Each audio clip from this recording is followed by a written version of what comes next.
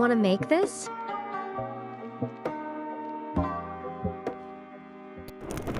Alright, let's go.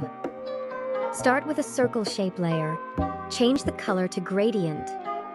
Here's the color code I used. Don't know how to use color codes in Alight Motion? No worries. Tap the color, then press this and hold to paste it. Next, make a vector shape like this. Make the color black, then add Gaussian blur. Set strength to 0.600. Duplicate it, change the color to white, and rotate like this. And adjust the Gaussian blur strength to full.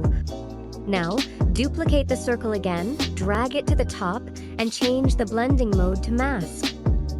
After this, group everything.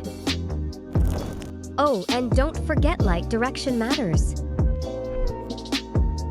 Add the inner glow effect on the group. Use these settings.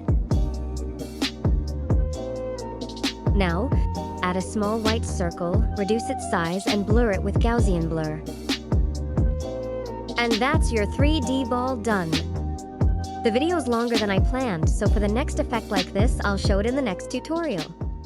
See you there!